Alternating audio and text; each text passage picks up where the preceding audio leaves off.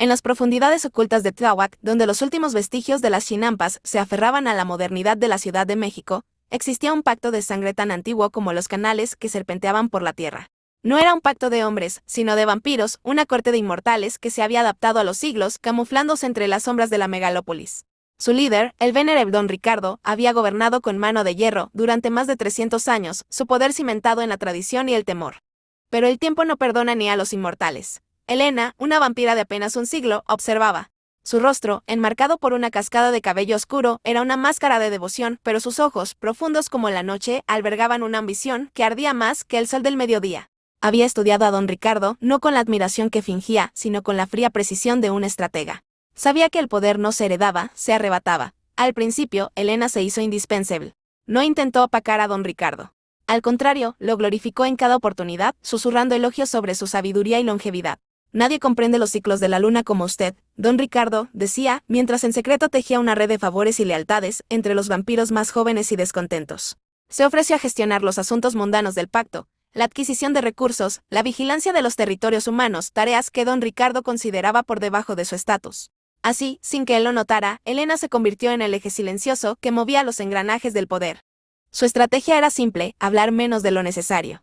Escuchaba, observaba, y cuando hablaba, sus palabras eran concisas, cargadas de un peso que resonaba en la mente de quienes la oían. Nunca revelaba sus verdaderas intenciones. Cuando un conflicto surgía entre facciones menores, Elena no tomaba partido abiertamente. En cambio, ofrecía soluciones que parecían beneficiar a todos, pero que sutilmente inclinaban la balanza a su favor, creando dependencias.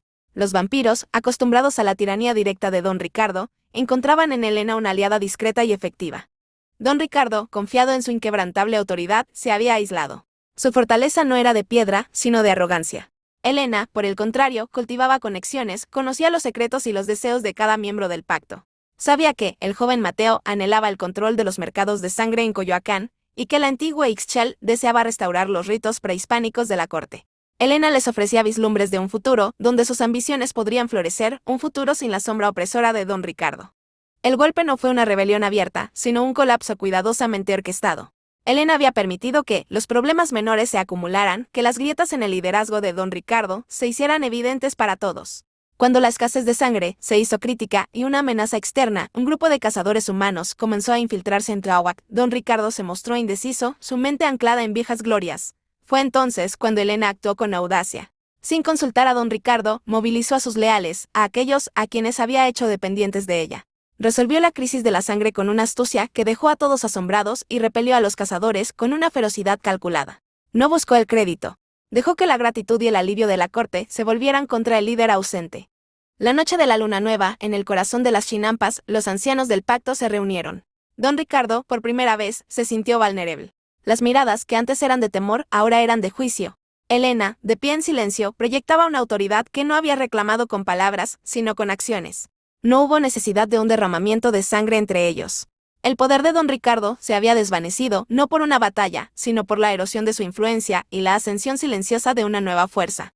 Elena no se sentó en el trono de Don Ricardo, lo desmanteló. Creó una nueva estructura, más adaptable, más en sintonía con los tiempos cambiantes de la Ciudad de México. Había aprendido que el verdadero poder no residía en la imposición, sino en la manipulación sutil, en la capacidad de moldear la realidad sin que nadie notara las manos que la daban forma. En las sombras de Tláhuac, una nueva era había amanecido, gobernada por una vampira que había dominado las leyes invisibles del poder.